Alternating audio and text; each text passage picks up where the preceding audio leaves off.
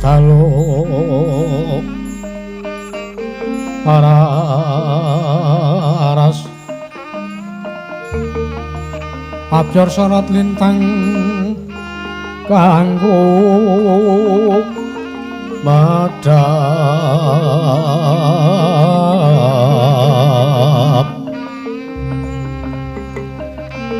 titesanya madya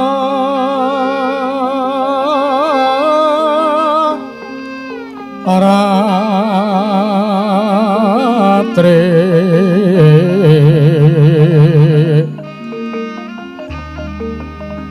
lumrang gantaning pos peta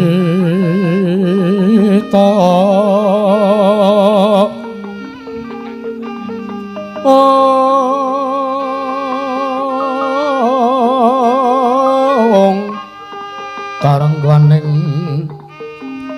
mudyanira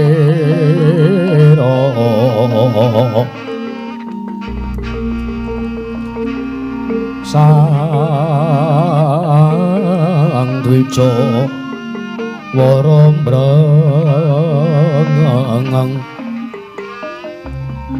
lir swaraning madu branta manungsung sarinding kembang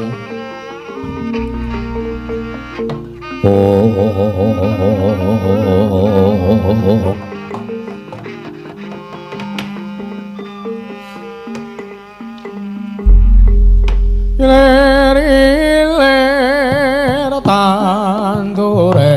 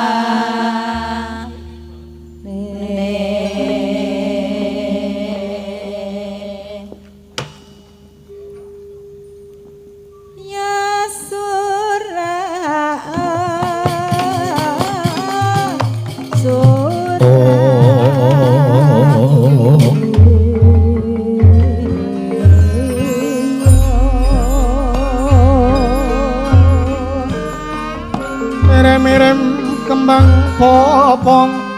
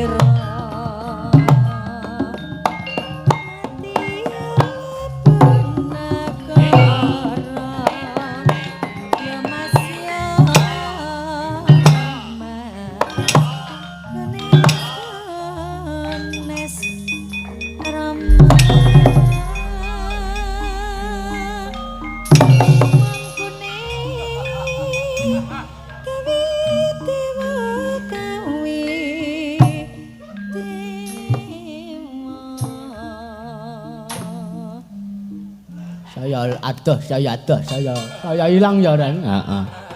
Matur nuwun. Heeh. Ngene iki aku seneng. Seneng piye? Nyambut gawe nyantai.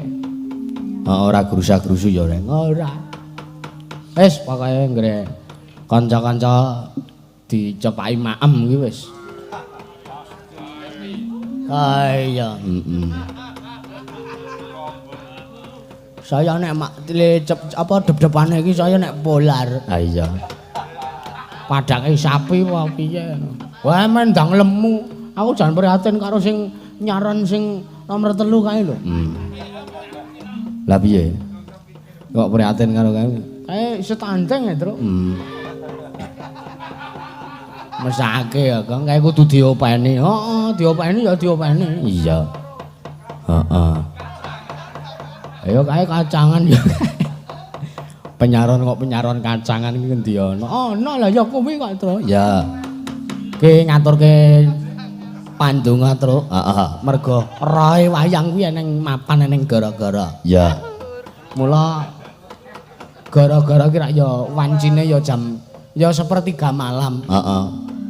Kamangka wektu sepertiga malam kuwi donga kuwi cepet tekan langit sapitu kuwi langsung bles langsung. Bles kuwi donga munggah apa liyane mau donga kuwi lho, Gong. Tak kira nek nyandati kican. Nyandati kican kok taline gede banget. Heeh. Mulan ndedonga ya, Truk. Iya. Mergo yahene iki akeh malaikat-malaikat sing padha menyampaikan dongane para titah nang ngersaning Gusti Allah. Ora malaikat njabut nyapa? Ya ana, memang ana. Lah wong donya iki kematian iki saben dinane 1000 kuwi ana kok, Gong.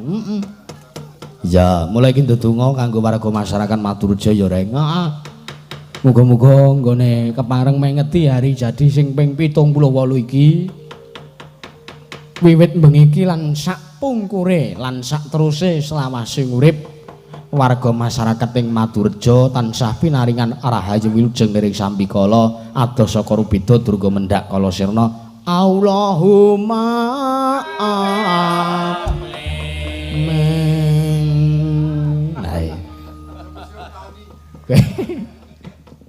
Aku kelingan nek sawah Truk ngene iki. Iya. Arep ndonga apa, Reng? Ya dongaku ya wis idem. Heeh. Wong donga kuwi donga arep mangan. Wong donga kuwi sing penting niate le ndongake. Arep laire ketone ndongake apik, ning nek batine iki ndongake elek, kuwi ya ora bakal tinampa nang ngersaning Gusti. Kaya sing wis didhawuhke Kanjeng Nabi Muhammad. Wah, kowe arep ndalil, Reng. Ora, aku mesake kowe ndak. Dikira nyaingi kowe ora. Heeh. Ya iki dilarase gamelane. Nyeng nyeng nyeng nyang nyang nyang moji lho. Semene, Kang. Kuwi 6 nek semono kuwi 6. 6 to? Moji.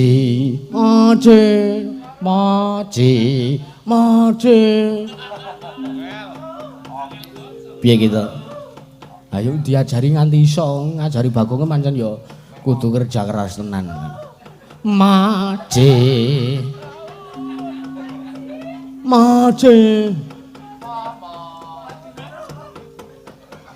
Heeh. Kae mbok anakmu kae disapih, Reng. Kacangan iki ora wedhus kacangan, semut kacangan kok. Moji. Monemro. Monemji, kowe ya luput ngajari monemji. Heeh. Ayo. Wong ki ya wajar lah manusia bukan nabi. Nabi ya kaya enek sing dikeluputan kowe ki anggepe kok ana. Oh lah iya ya. Moji. Lho.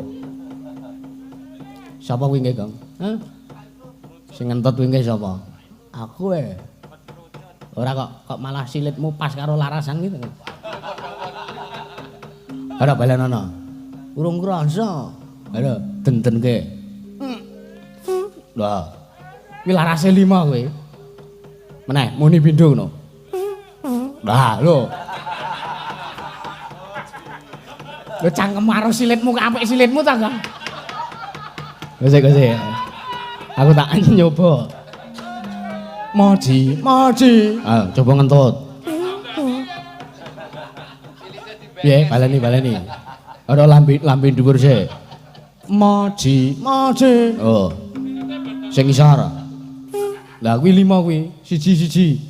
Nah, kuwi.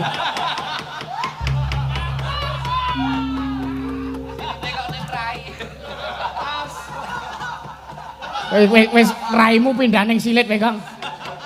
Gak aku nek ngrembug silit. Saru ae mangsane ora. Kuwi kelebihan lho, Gong, kelebihan. Kelebihan dengkulmu mlacat kowe ora. Kelebihan angin kuwi kok ora. Iya. Coba mbok sak tembangan, Gong. Ah, ora, sak tembangan, Gong. Tulung to, Gong. Ora. Yen liwat golek utangan aku kelingan. Yen liwat aku kelingan. Coba kowe. Yen liwat ora pas nek cangkeme dhewe ora pas coba. Kuwi menyura, Gang. Ya wis. Ya nembang wae ya, mbangane goreng ngrembug silit. Heeh. Iya, jan aku ra maido jan iki saka Gusti iki dinae kualitase apik. Iya. Heeh. Ya, iki ana nawala ki, Reng, diwaca. Assalamualaikum Mas Gareng. Waalaikumsalam. Sugeng enjang badhe nyuwun tembang gugur gunung kanthi atur kagem sedaya keluarga Ansor Laras mugi pinaringan sehat bagas waras rejeki lancar. Salam budaya lestari budayaku saking kula Bakmi Jawa Masta Sukarjo Solo. Oh ya. Kuwi gugur gunung diaturke, Gong. Hah? Gugur gunung. Duper gunung, gugur. Ya krungu terus kowe mau kok. Pi. Oh. Gugur gunung Slendro ki. Kuwi anggere ora meneng tak rondap tenan. Arep bales ngrondap genti wong wis modar. Iya. Anggepe kaya wong ralingan apa piye kok bareng. Yo, gugur gunung, Mas. Buka bonange ya. Yo, iki bonange kayake bar dilaras iki. Heeh. Anyar, Gong. Heeh, ya bonange kancangan, Tru. Iya. Heeh. Yo rene dadi bintang tamu kowe yo. Ket mau kak meng ning bane apik lho cah kuwi apik lho kuwi. Heeh. Iya. Heeh. Dedodeng ya, Mas.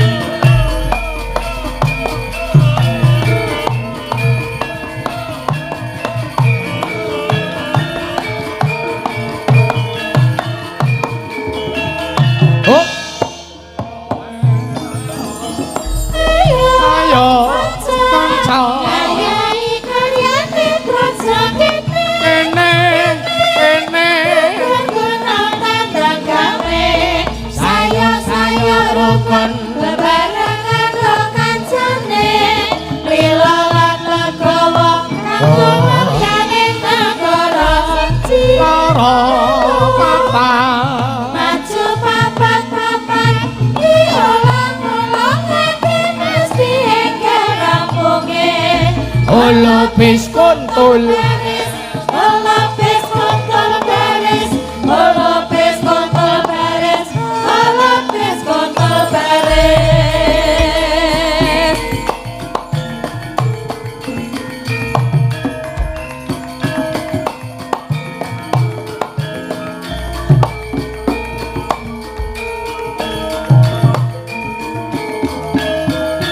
Oh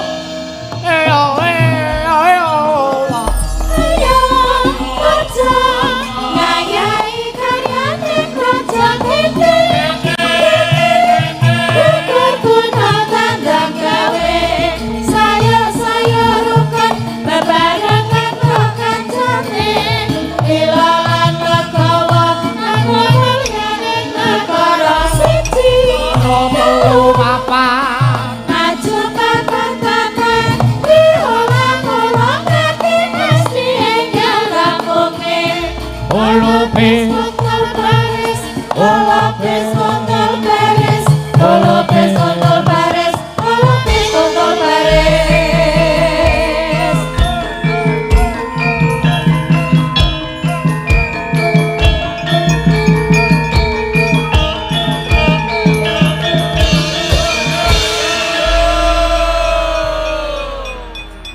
Kon di anu pelok 6. Weh. Kaya dong-dong larasan. Weh, aku ki sing penting ngarani pelok iki, pelok kuwi ngono kok. Oh iya. Ha iki nembang sik pelok 6, heeh. Terus engko diwalik meneh slendro 9. Iya. Slendro 9. 9 ki ra basa Indonesiane 9. Sanga ya sanga ora usah disembilanke ngono kuwi ora. Nang ndi ya nang Belanda kono kuwi nabuh gamelan ya slendro sanga, ora gek slendro 9 ngono kuwi ora. Ha iya, heeh. 9 pisan wae aja dipindho. Tembange apa, Gong? Ayo ki Mbak Yoga ki disuwun jumeneng. Oh ya. Sepote apa? Dung-dung plang-plang. Ya. Yo Mbak Yoga jumeneng Mbak, yo sepati cok.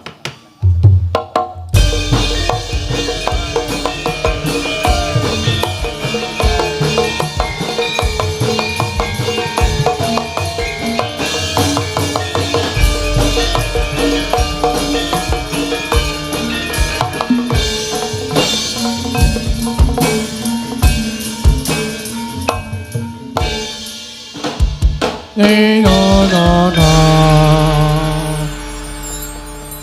Ya.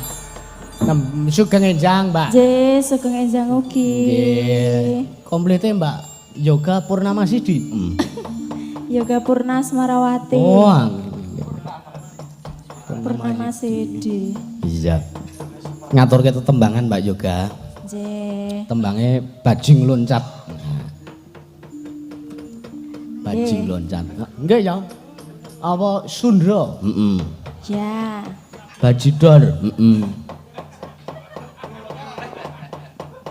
Bajidor Betawi, Gong. Hah? Betawi. Wah, heeh.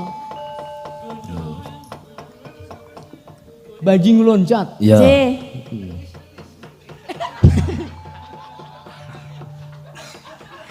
Ya. Yo.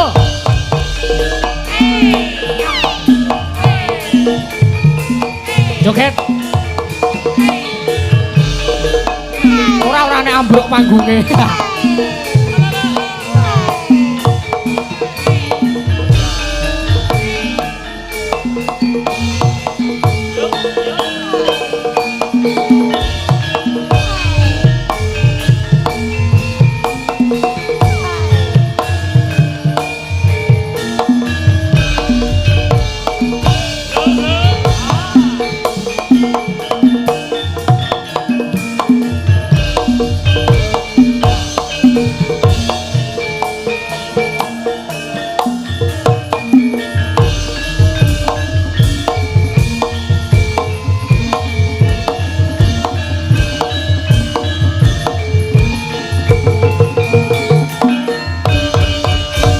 Sik.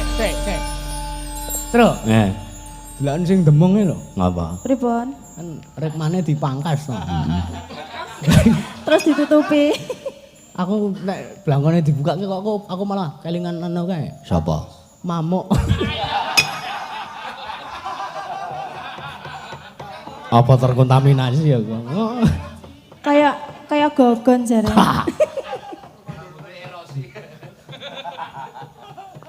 Wah, atos jenengan Mbak Yoga. Pripun? Ora yo. Mbak, ya Mbak. Kumbangane nesu-nesu lho. Yo. Ngene ya Di. Iya. Bajing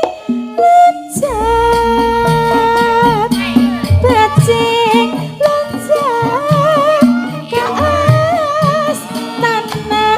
Aduh. Hati lepat narosa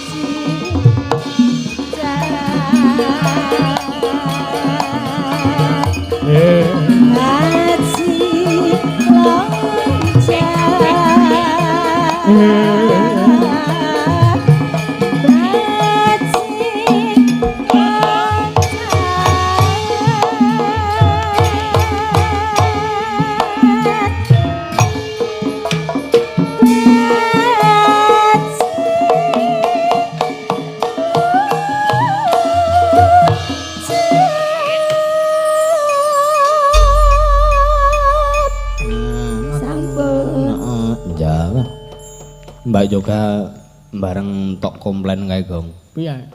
Pripun? Napase saiki dawa. Wah, harus. Lah pon diajari kok nang omah. Ya arep sing ngajari ke ora dawa sing ngajari kene.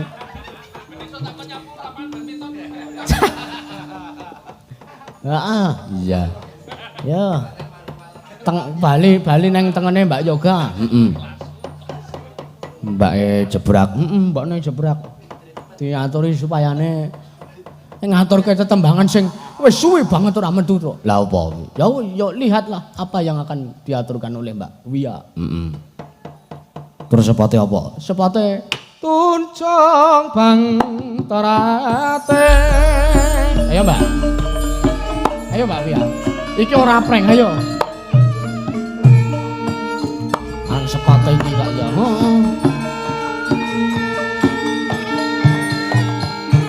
Hup. Hup. Ya. Gengenjang Mbak Via. Nggih, gengenjang. Ngaturke tembangan sing wis suwe ora tau metu, Mbak. Napa? Lamunan kae lho.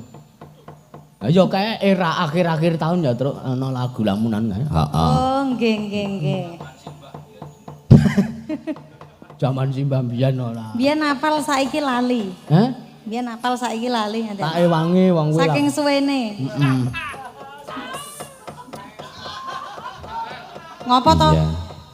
Masaku. Ora nek kanca-kanca ki nek karo panjenengan menika pancen estu ledo ngabekti kalian panjenengan Mbak Via menika. Iya. Nggih. Iya. Ah, makasih Mas Juang. Oh, tak kandhake Mbak Mayang. Jane diam-diam ya do ngalem. Oh lah iya.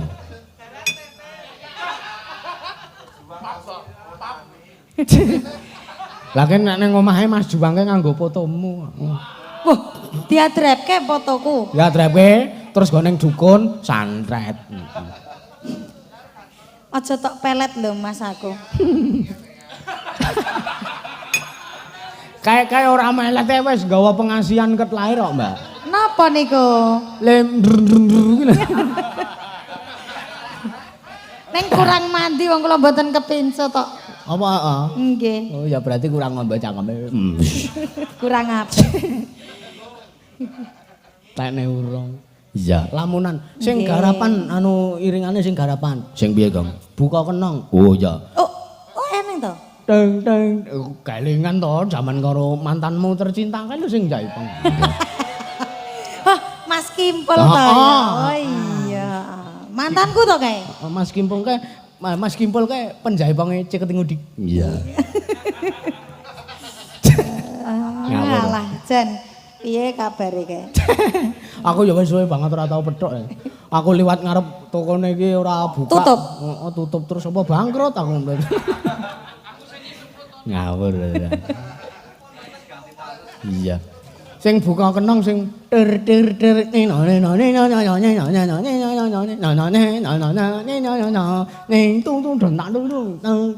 dan seterusnya. Ya. Heeh. Ciut. Ciut kaya kicot. Iya.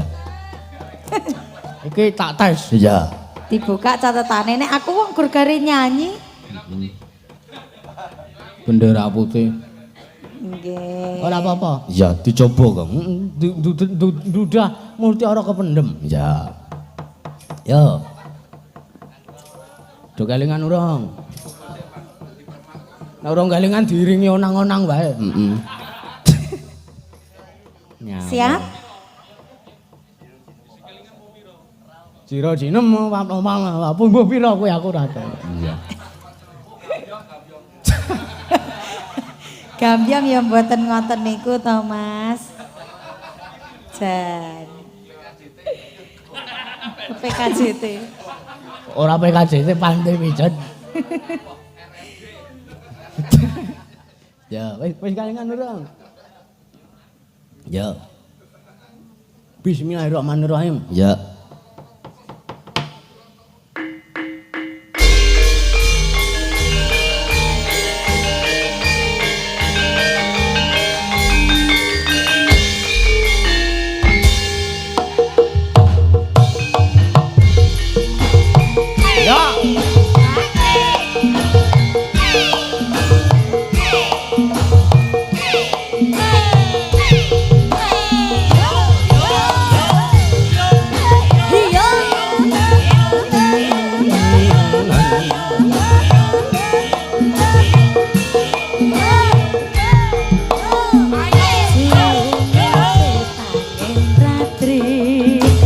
Sangentene setya ndrajang telenging ati angen-angen tumawa suwung ing wengi sepi tansah ngranti kakamudho yai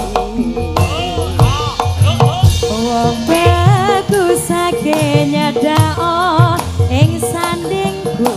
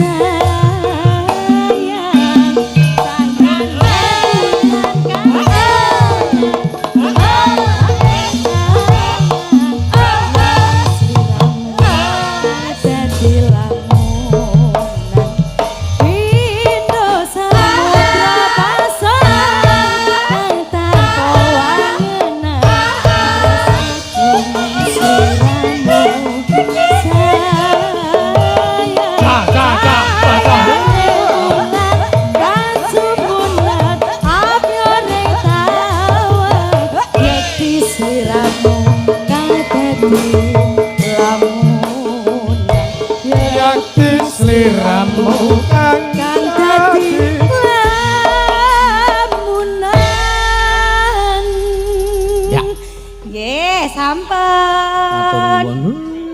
ana bocah kok le ngelendi. Ngapa semir pengen kaya kowe? Lah iya kok. Diwalik slendro 9 meneh ayo. Aja ketungkul edo gojekan. Kae. Kanugrahane wis tumapak. Tak sawang sengengene cahyane. Sumunar tejane lah kok mlaku mrene kae piye? Monggo dipapak mau. Yo dipapak, Pak. Yo mir dipapak. Ayo tole. Aduh, golek papan sing ngeyup sikik. Rumangsaku iki mengko bakal ana laku gedhe. Mangga, Pak. Saneng talaka ngadi langit.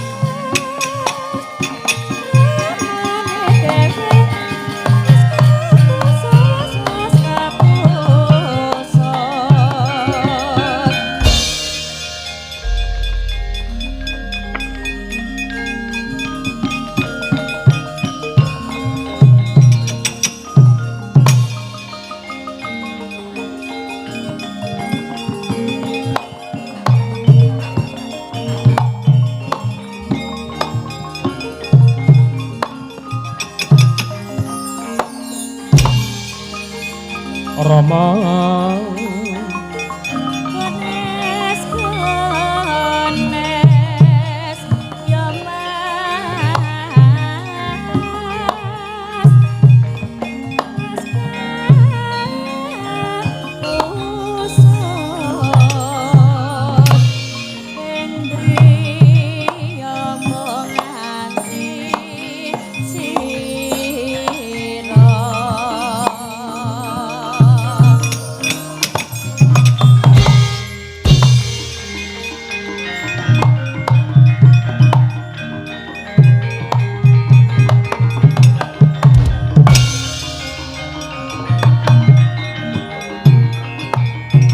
tunjung pangkrate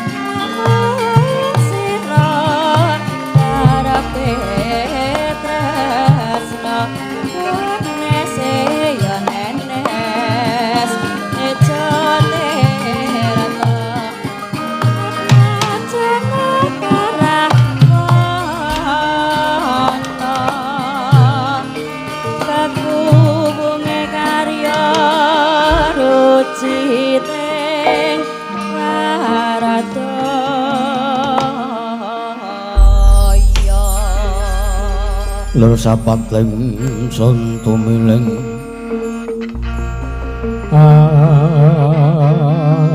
lati puspita metrenta kang warni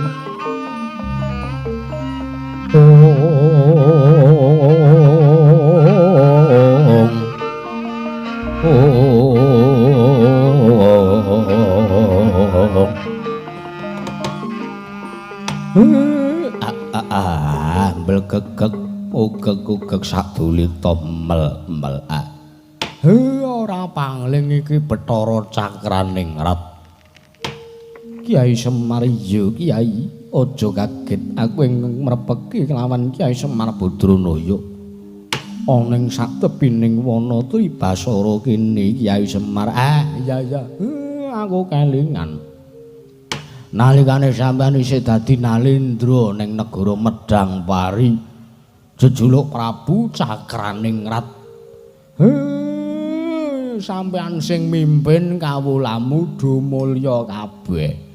Kawulamu ora ana sing jenenge kawula stunting menungso kacangan kuwi ora ana. Nenge mung sarwa-sarwi kecukupan. Ngibarate wong sing urip ing panguripan sing kebak sumber pangan, sumber banyu, sartane sumber katentreman. Pancen kowe iki Nalendra sing berbudi bawa leksana. Iya Kiai aja banget, aja keladuk nggonmu ngalembono kelawan Bathara Cakraningrat. Ya, eneng apa? Aku lagi wae nunggoki kelawan ndaraku Ndara Abimanyu. Lah kok sampean prapta ning kene iki eneng apa? Ning sepurane lho. Ora kok ateges Semar ora ngajeni karo kowe. Aku ora basa, aku ora tata krama ngene iki mergo aku nyawang. Kowe dadi dewa iki sakwise Semar ana. Ana? Iya, Guys. Iya. Mula derajatmu iki sak ngisorku adoh. Derajatmu sak ngisorku adoh. Aku iki kakangne dewane para dewa sing gedhe pangapuramu lho Cakraningrat. Iya Kiai ora dadi ngopo. Sepira gedene kaluputanku ora tata krama karo Kiai Badranaya. Aku njaluk pangapura. Ora apa-apa. Aku ki mung batur. Iya. Lah ning apa? Kiai Semar. Piye Cakraningrat? Aku bingung.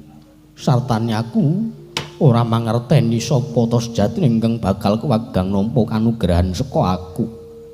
Merga nalika nampa dawuh Wangwi Kulon Manikmaya wis telas tulise Bathara Cakraningrat wis wancine aku manjing manitis ana nganggane titah.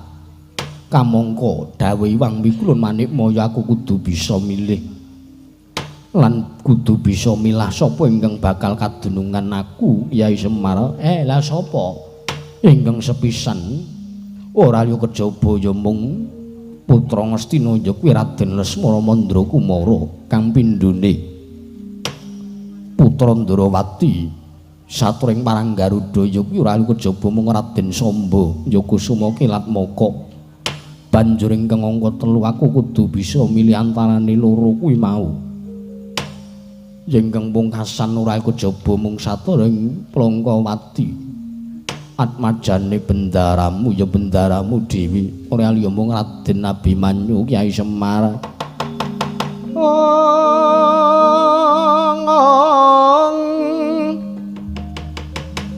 Permara remang somyong ambrang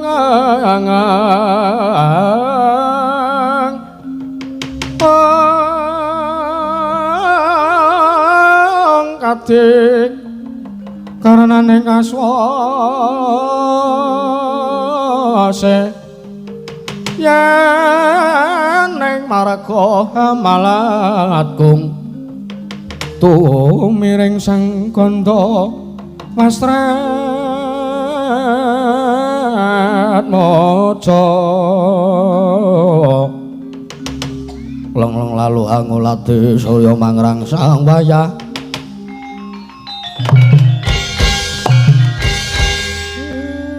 Kowe kok iso bingung iki kepiye?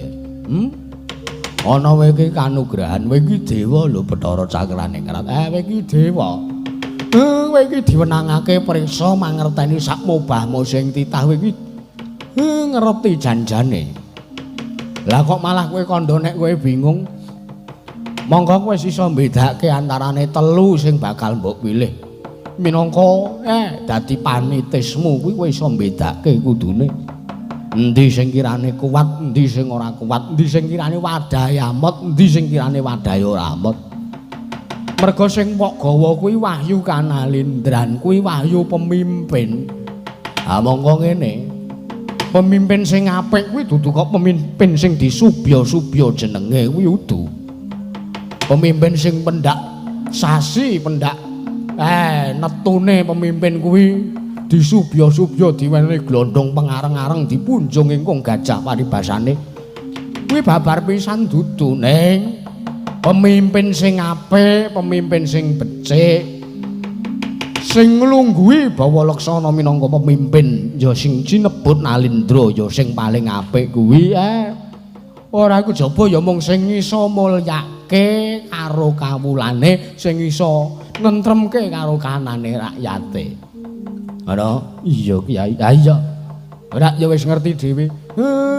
Sak apik-apike menungso kuwi, menungso sing paling apik kuwi menungso sing iso menehi manfaat tumrap liyan.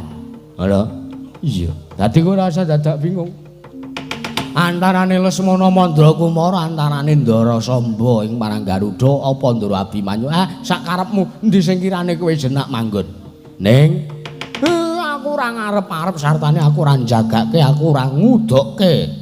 Senajan to Abimanyu kuwi momong aku ning aku ora arep njaluk karo kowe. Iya. Yen mangkono aku bakal ndak sawang luwih dhisik sepira kekuatan ing titah ingkang keduga bakal kadunungan aku Kyai Semar. Ya wis sing ati-ati tak sawang saka keduan cakraning ratu.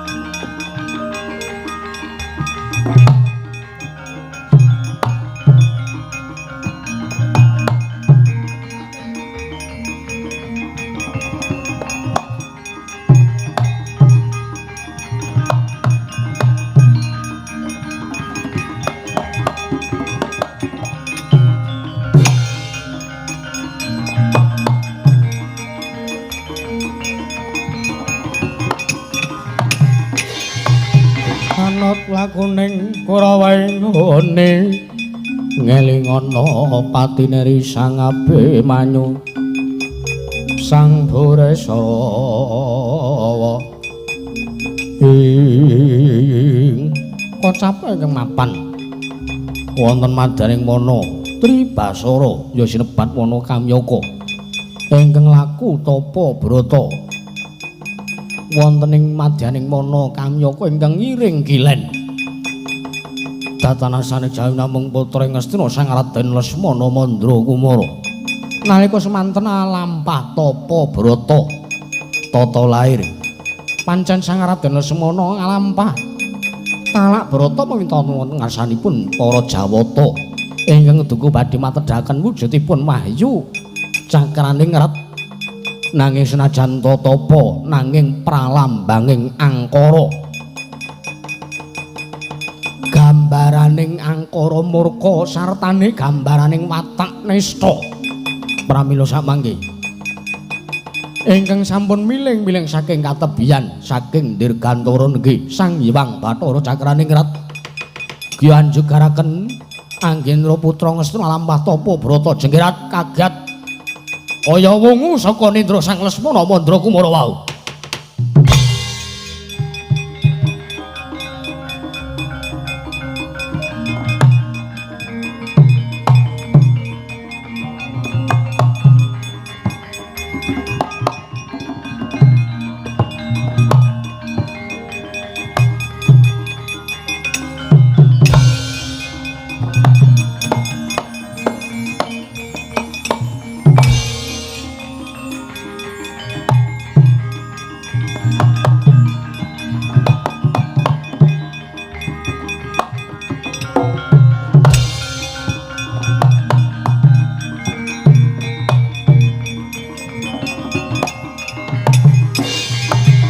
Yana dewa ya nuntuna wong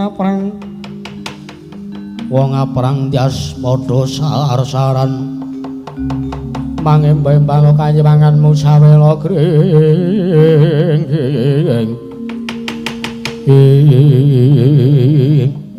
ila wong Mas Rama Sidam karing bawana langgeng Lesmana titah ulun nggih jeneng kita lako teko ulun jugarake anggon kita tapa nanging sajak wis turu kepati ingkang sekawit pancen niat anteping tekad kita kuwi kepengin gayuh panjenengan ulun nanging yen to kanthi sarana laku ingkang kaya mangkono ndak kira jeneng kita kuwi mboya luput saka watak angkara tuwin budinesta nyatane ndak gugah ndak jugarake nggonmu tapa wae kowe ora tangi.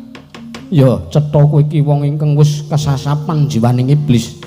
Yen mangkono, gelem mboya gelem panjenengan ulun bakal nggugah kanthi cara lan sranane panjenengan ulun dhewe Lesmana.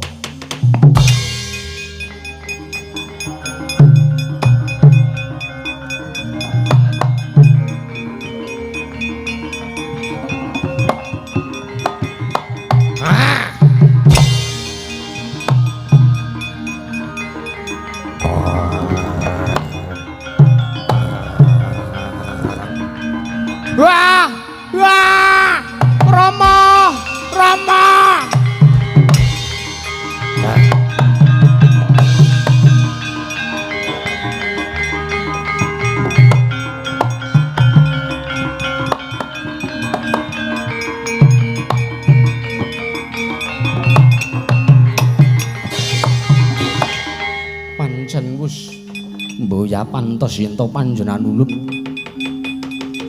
keduga manjing ana anggane Lesmana Mandra Kumara mbok menawa pancen aku iso mlebu ana nganggane Lesmana Mandra Kumara nanging ndak kira aku ora bakal jenang ya entak sawange kaya ngapa kanane putra Ndrawati Raden Sombing Parang Garuda.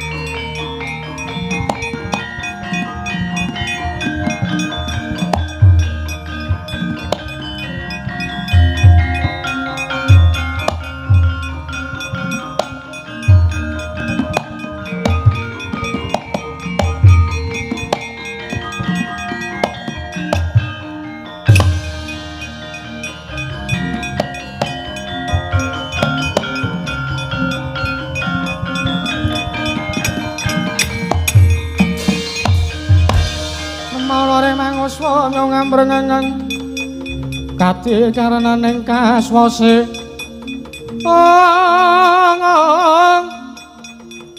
yaning marga amalat kung tumiring sang Gandawastratmaja leng-leng lalwang ulati saraya mangrang sang wayah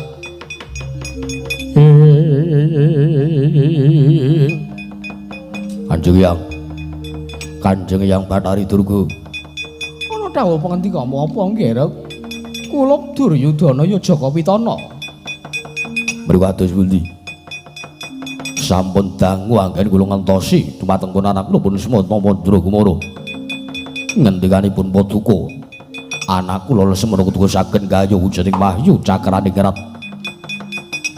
sampun kawit enjang ngantos mriku badhe surup surya anak kula pun Lesmana Mandragumara dereng katon timbulipun napa kelakon panjenengan mriku kula cap minangka dewa ingkang apus-apus adi kaliyan lati Paduka mriku boten nyawiji pakarti kaliyan menawi ingkang sampun Paduka ngendikaken mriku boten wonten nyatanipun paling ngaten wiwit niki Duryudana boten percaya kaliyan Bathari Durga dewaning Gunda Pangarencana nyatane apa sampeyan ora ketok gawene rikala semana utusan kaliyan anak kula pun Semana Mandragumara malah samangke kula kinten kedungsang-dungsang lakunipun anak kula pun Semana Mandragumara Rama kula takut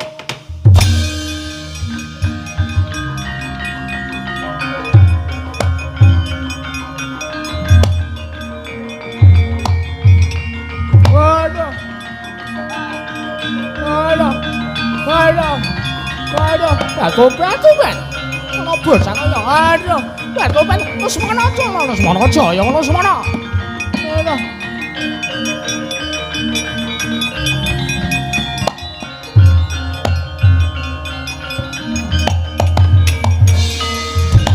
Rama kula wedhos ya apa wedi nek dibasake wedhos ki ajri wah kalau semono melayu keneng apa wonten wujudipun macan Rama parat Hyang Durga mriku kados pundi anak kula Lesmana mboten kasil gawe wayu cakraning ngerat kula mah gayuh Rama kula mah gayuh mah kula wedi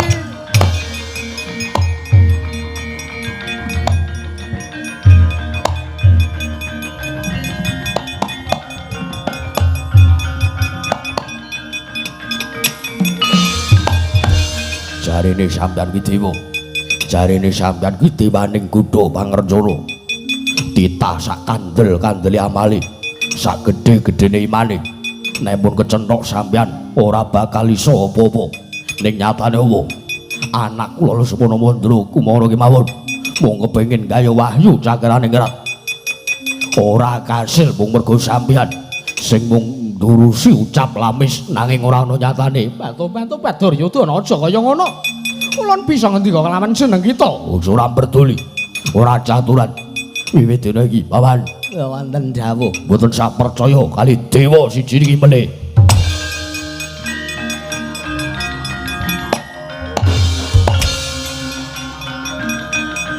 lah piye kae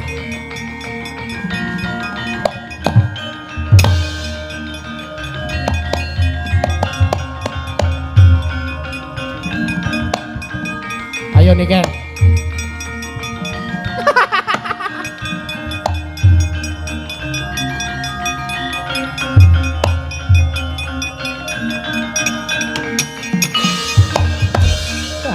Tobat. Wong arep temandang wae kok dingel-ngel. Rumangsaku. Sakele Lesmana kuwi ora bakal kuat kedunungan wahyu cakraning Randaki Raya selawase urip Lesmana ora bakal kedunungan wahyu. Nanging kepiye wae, nadyan aku wis disengit karo wong Astina, nadyan aku wis disengit karo Duryudana. Bathari Durga ora bakal mundur. Bathari Durga ora bakal lunga saka pangkalan tanggung jawabku ya. Batobat. Pasawang Wahyu cakrane krat bakal tumedhane anak anggane anak Ndarawati. Ya, samba tak godane batobat. Supayane oncat wahyune marat.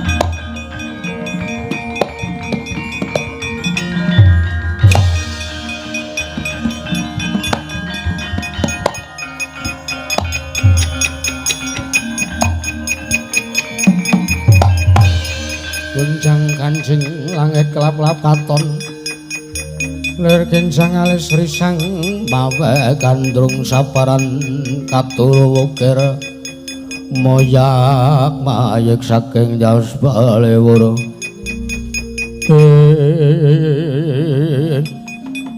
Astungkara sidam sekaring bawana langgeng ndak sawang lair batine anak Ndarawati iki Raden Samba janjane panjenengan ulun nyawang kelawan apa kang dadi niate Samba sejatine resik ragane resik atine nanging yen tak rasake lenjang kok katon tida-tida Raden janjane mboya prayoga yen to jeneng kita Raden Samba duweni gegayewan nanging anggonmu jangkah anggonmu lumaku anggon kita duweni niat krentek lan tekad kanthi srana tida-tida nanging mboya dadi ngopo ulun bakal nyoba apa kira-kira panjenengan ulun bakal jenak mapan momong kelawan jiwa ragane Raden Samba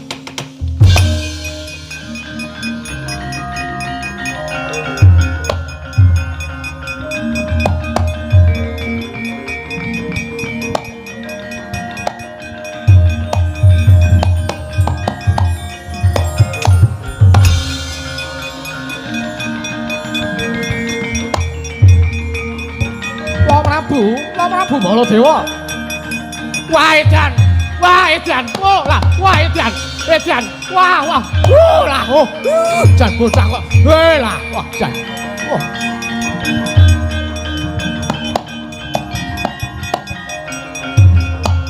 Wah. Kelakon tenan sombong, kelakon tenan ya. Kelakon tenan.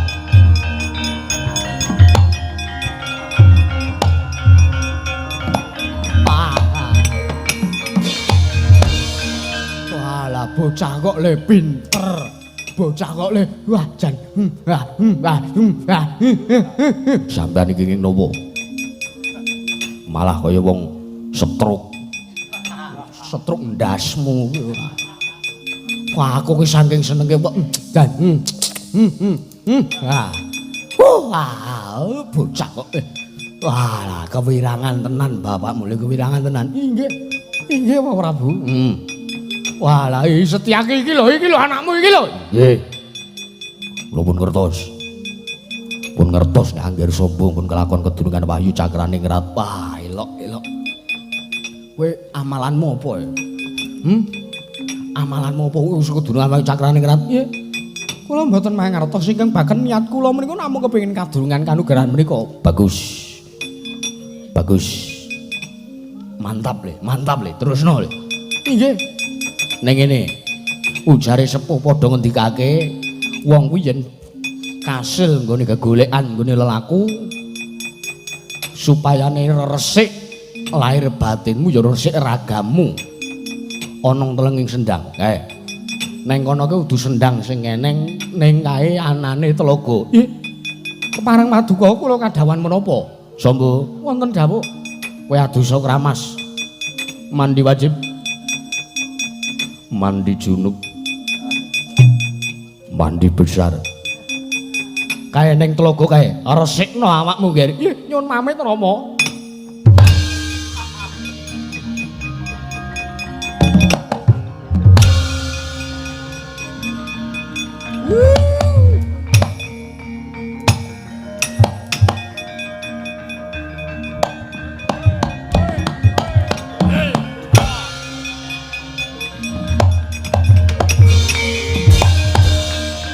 Piye nek kaya ngono kae?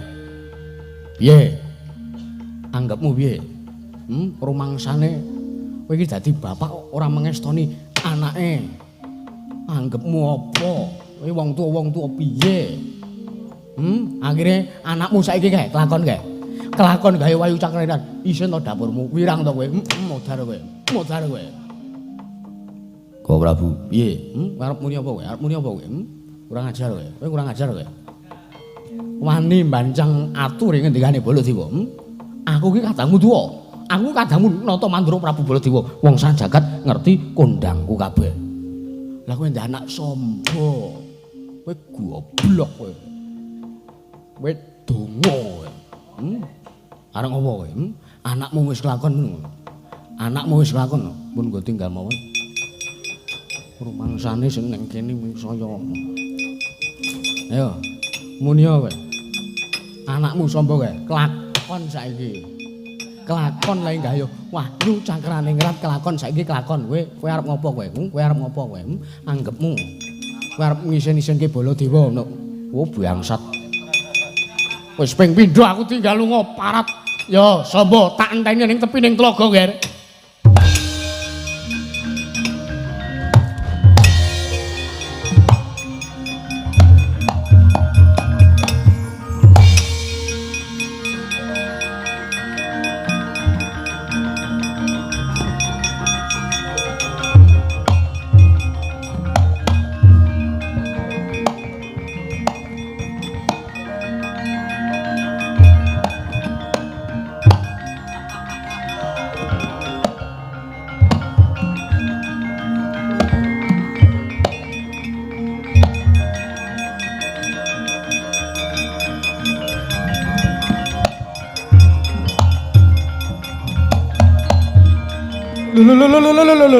Lho.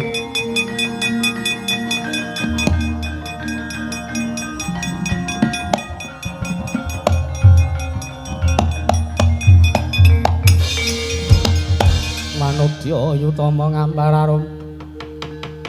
ngambararum sang kusuma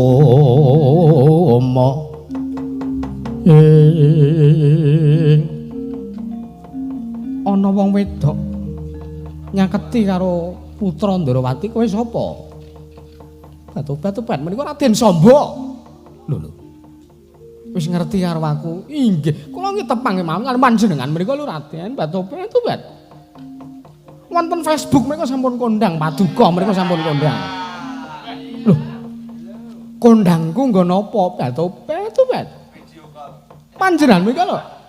Kula tasih kemutan nalikanipun kilit menika lho. Lho.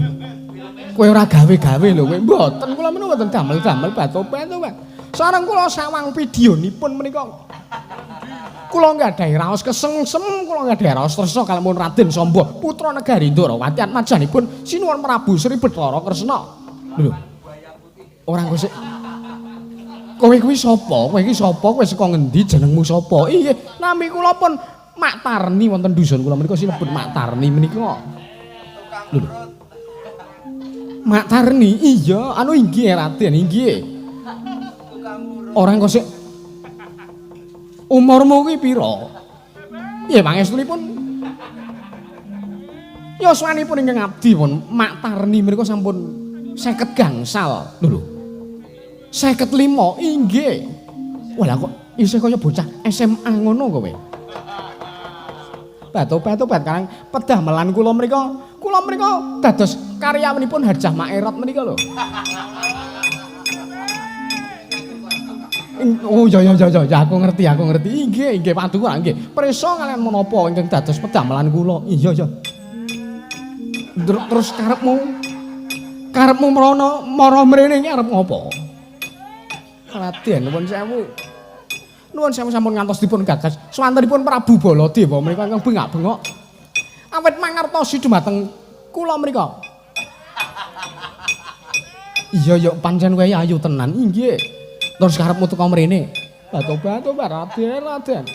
Kula menika sampun dangu dados randha. Lho, kowe iki randha to? Inggih. Wah Prabu menika menawi dipun sumpel kaos kaki tutukipun menika saged menapa mboten to janipun. Kula kok gumun. Monggo to Raden, monggo. Lho. Aku kon ngopo Mak Tarni? Mbok kula suwun supados ngladosi dumateng Kabdi. Kula leran batos tresna kaliyan panjenengan, kula ugi kepengin dipun ladosi dumateng Paduka. Lho. Ora ngono iki rak. Aku kira niatku ning kene iki aku arep sesiram jamas. Aku arep ngresiki kelawan ragaku. Ingkang kebak watak angkara murka mboten to Raden pun to monggo to. Mboten kula suwun supados mbayar kok. Lho engko sik aja mbok geret tanganku. Nuwun sewu Raden monggo kula dhiraken. Lho ora engko sik to.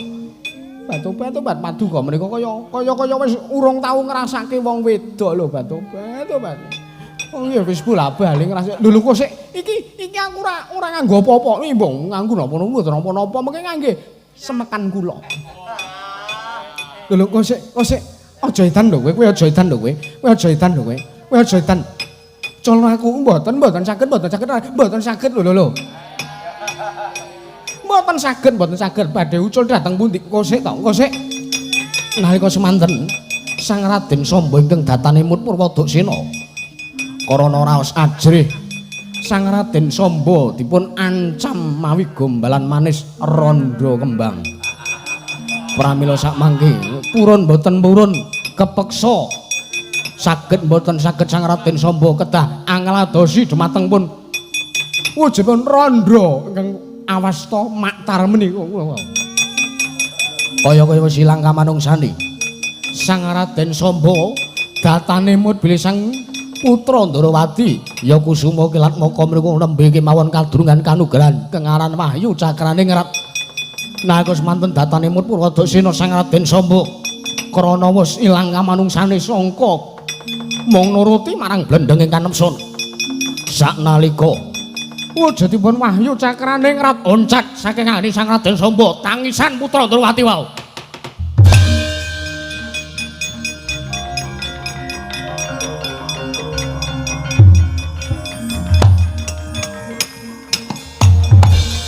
Astungkara sidam sing bawana langgeng. Ndak kira pancen resik lair batinmu jebul. Atimu kebak sartane kesasapan rasa sombong. Dengki srelan sak panunggalane. Raden Samba paripaksa ulun mboyajenak momong jiwaraga kita Raden.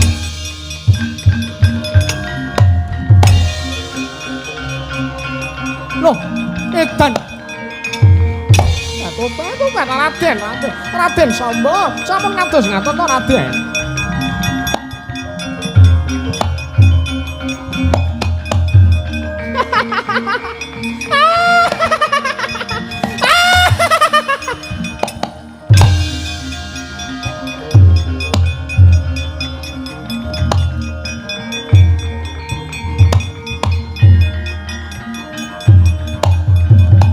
Lo, sabar sare.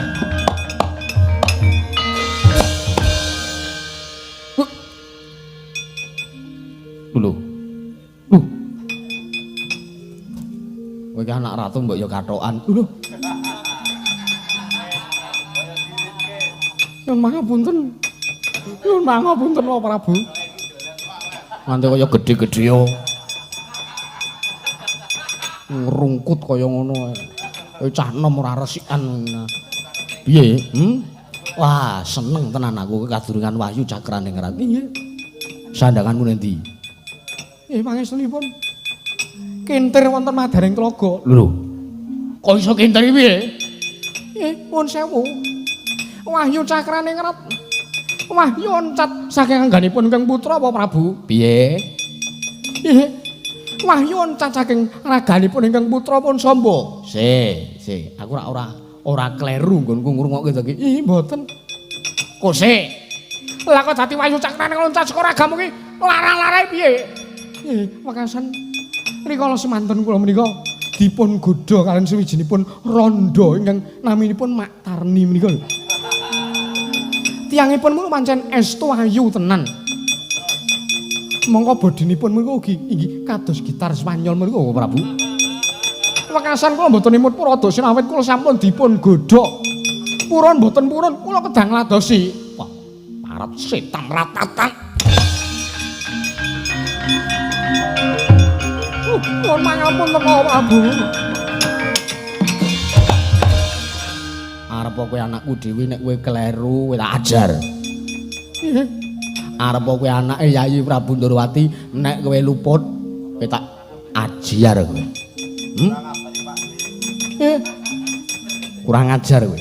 Nyuwun pangapunten. Wahyu cakrane ngerat oncat mung merga abrakan namis. Nyuwun pangapunten pangapunten. Kula ngangeni kalepatan kula. Ora ngabari aku kowe. Kowe kok ora ngabari aku kowe. Ora ngabari aku kowe. Nendi? Rondone nendi? Wonten mriku apa Prabu Waedan?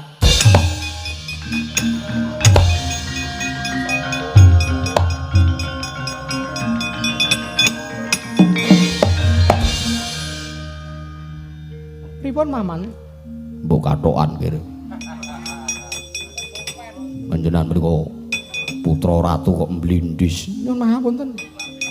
Wahyu sampun oncat Paman. Nggih, purun boten purun wangsul kemawon. Nggih.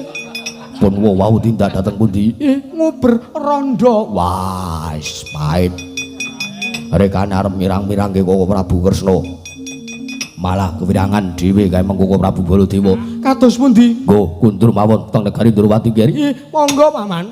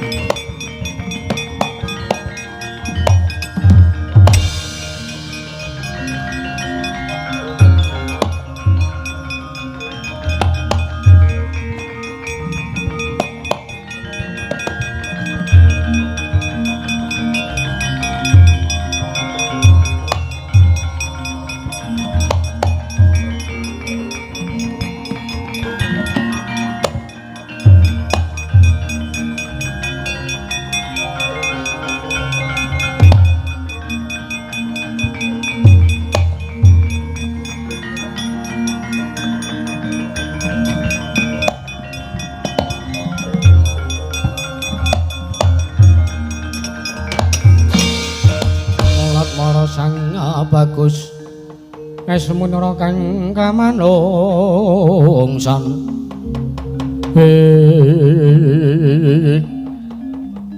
mboya pangling titah ulun Abimanyu Angga Wijaya ora pangling Bathara Cakraning Rat lho teka mboya basa lan mboya tata krama marang panjenenganing Sun ya panjenengan ulun.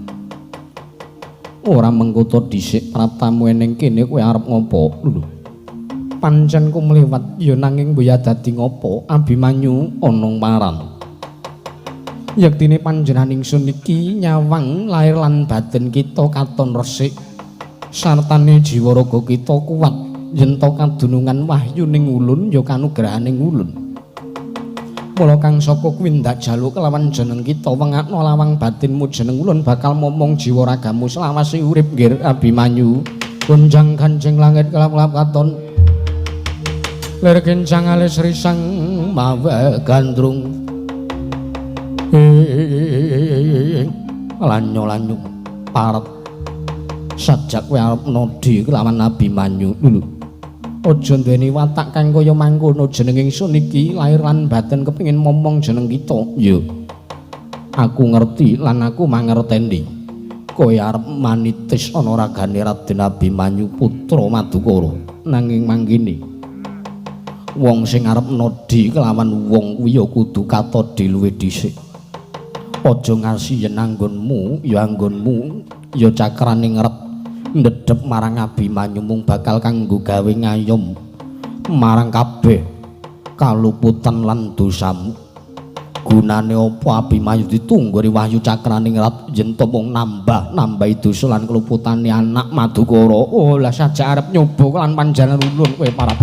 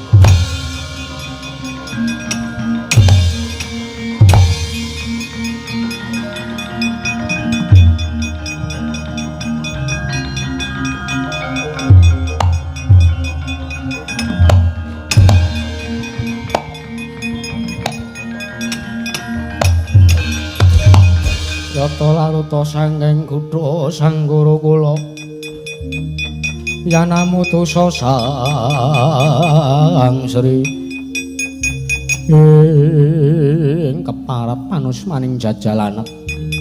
Abimanyu tata lair kowe pancen resik nanging batinmu kok lethek kaya mangkono nganti wani kelawan panjenengan ulun. Ya nanging ndak rasa panjenengan ulun bakal iso ngasorake marang kridamu Abimanyu.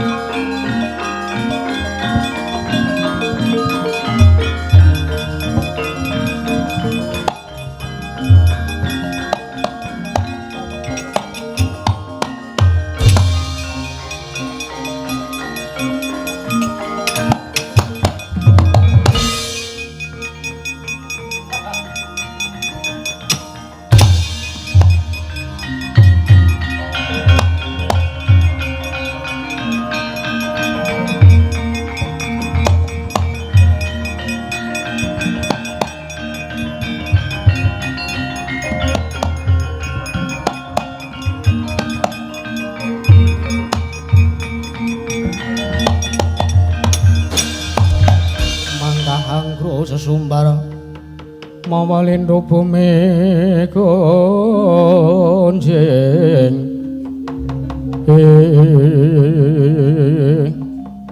sewu-sewu kelepatan kula diagung mangaksami pukulun. Yo Abimanyu aja kuwatir, yektine panjenengan ulun mangerteni yen to jeneng kita duweni gegayiwan mono pancen kudu didasari kanthi laku prihatin sartane kudu ngrekoso luwih dhisik. Inggih. Merga ora ana wong sugih tanpa golek pangupa jiwa, uga ora ana wong urip kepenak tanpa ngrasake urip rekoso. Inggih. Gandeng jeneng kita ulun rasa wis nuku kabeh kuwi mau kanthi srana laku tapa brata sartane jeneng kita. Wiwit cilik pancen seneng nggonmu nindakake prihatin. Mula aja kuwatir panjenengan ulun bakal manitis ana nganggo kita nggir Abimanyu inggih pukulun ngaturaken panuwun ingkang tanpa pepindhan pukulun Bathara cakraning Rat Marata Kyaki samapta ing gati sawe going diringgir Angga Wijaya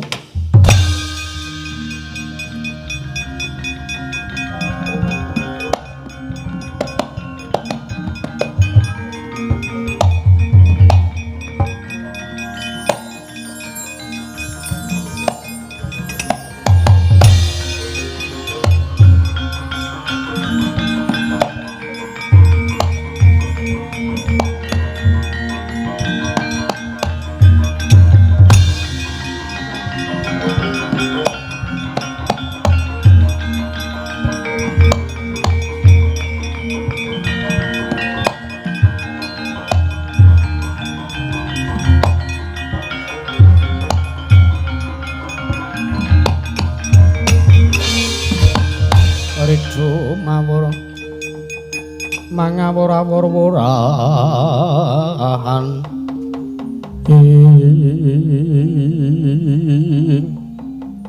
iki ana wong wadon mrebeke kelawan Raden Abimanyu kowe sapa? Inggih kula pun Dewi Sekar Langit. Dewi Sekar Langit inggih. Kaya tau krungu grup Hadroh apa? Sanes. Betul. Sekar Langit kok grup Hadroh menika lho. Putri Negari ing Parangkencana.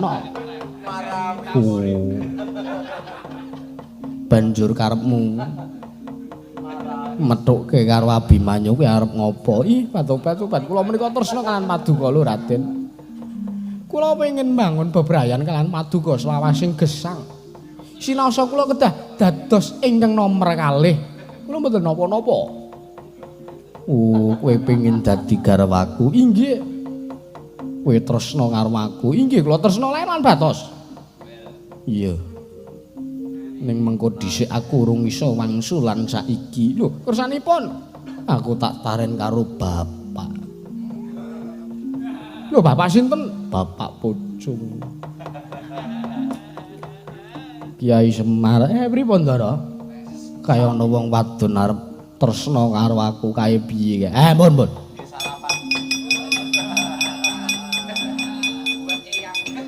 Wut.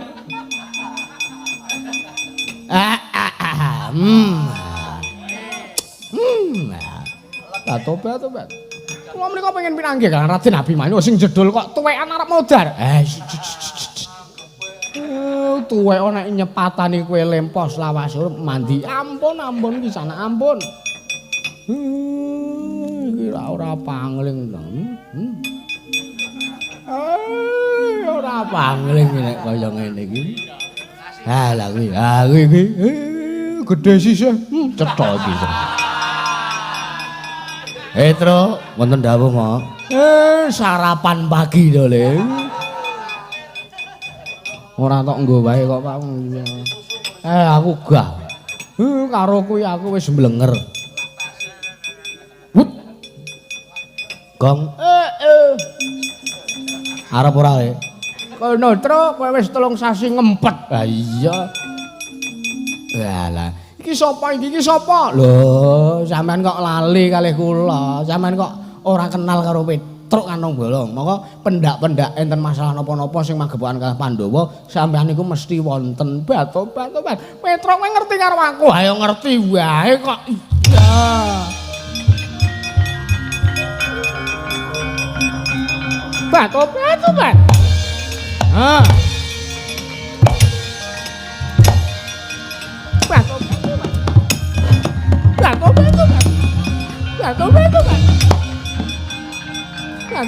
Metro Cetan.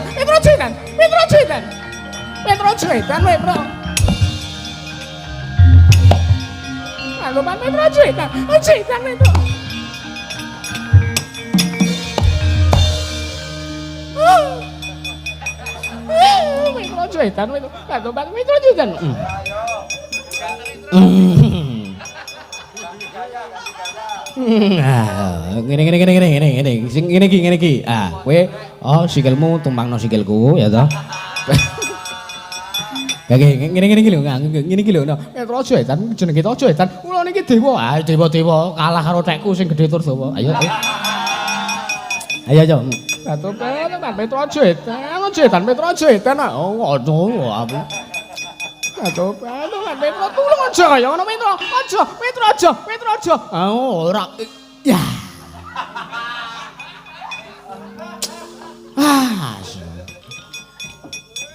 Sesuk meneh arep sangu anu arep sangu obat malah lalu. Jane obat sing menehi Luki kae isih. Ora apa-apa. Guyu-guyu gembrobyos kaya ngene. Jane jan. Yuk mandi wajib. Ya. Jatuh kan Petro mono ngawan duitan kowe mono ngawan duitan. Marep. Jatuh kan. Ya nek sak mestine lagi iki ora. Jatuh kan, Mas. Mono kawan duitan marep titenono wae kowe Pandhawa.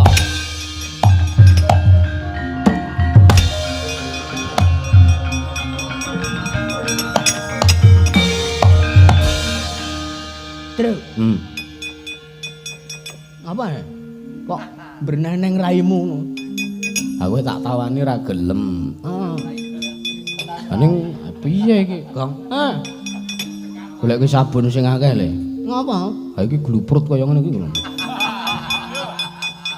Oh, lha kowe iki wong ya enek sing sak mestine kok ya liwat kono. Hah? Arep liwat kono kuwi ngerti dhewe to, Betari Durga iki banji kok. Jadi mung padha karone aku mung pentung-pentungan karo kono. Wah, kowe wis senengane kono gek tayungan kono. Ya.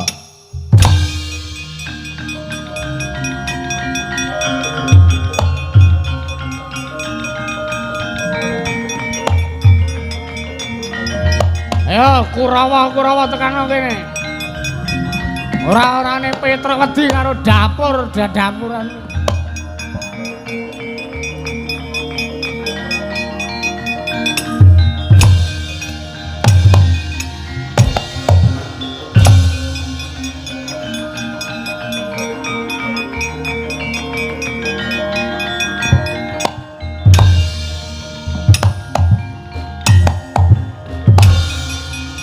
Aduh. Put. Wah.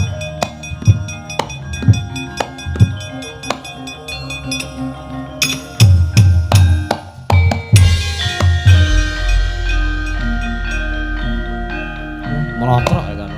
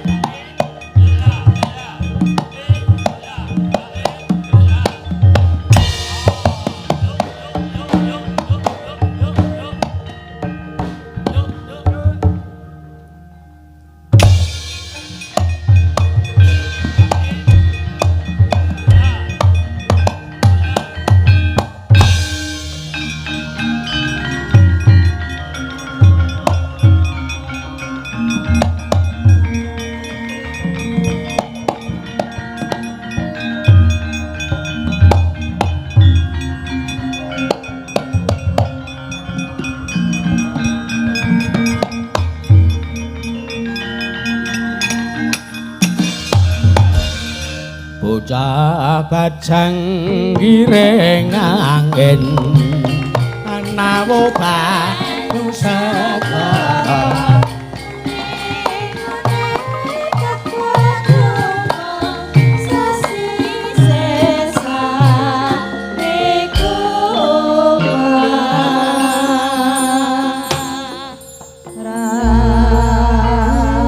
Satya Buddha Satya Buddha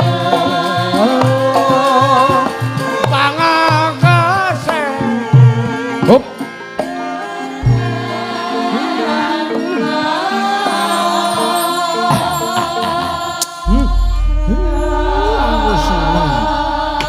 duwe momongan kaya Ndara Abimanyu ngene iki seneng Bagong. Heeh. Kepenak. Heeh. Ora dijak rono-rono mandeg warung Njorang Gresula. Ha iya. Beda karo bapakne. Bapakne sapa? Ndara Janaka kae. Ngger tak jak mampir warung ora tau kersa. Lah kok ora tau gelem. Lah sing tak jak karepku arep tak jak mandek ning warung material ning kono ana demenanku. Kurang ngajar kok pancen bocah ora eka. Ngapa wong ora kena kok gendelang? Pancen sok pengen eksis ki sing kendang iki. Request kendang ora dituruti. Siwa Semar ku ngaturke panuwun. Lah nggih kula nggih matur nuwun. Iya. Ndak rasa yen to tanpa panyengkuyungane Siwa Badrana Abimanyu ora bakal kelakon. Nggaya apa sing ndak gayuh iki Kyai Semar. Nggih. Bakune kula nggih ngaturke panuwun lan kula nyuwun pangapunten sadangune kula ladi wonten mriki kalih sampeyan. Iya. Kathah klenta-klentune ngatur kula, kladhuke ngatur kula anggen kula gegojekan. Kula nyuwun pangapunten. Iya, Siwa Semar ora dadi ngapa. Nggih. Namung saged ndedonga tuwin jurung pamuji mugi-mugi warga ing laladan. Madurja mriki tansah pinaringana kalis ring sambikala durga mendhak kala sena tepi saking rubeda cinakena mring karajan kayiwanan keslametan. Tego yo ana slamet saka kersaning Gusti Allah Subhanahu wa taala. Matur nuwun. Kula Petruk nendi mau? Kelenger kan. Karang bar pijet. Aduh ya. Matur nuwun sedaya lepat nyuwun pangapunten rahayu kang samya tinemu, rahayu kang samya pinanggih, bagas waras, sehat, tentrem sedayanipun. Beh. Slamet to sing nanggap, slamet to sing ditanggap, slamet to sing nonton tanggapan, slamet to sak kabeh-kabehane. Amin. Allahumma amin.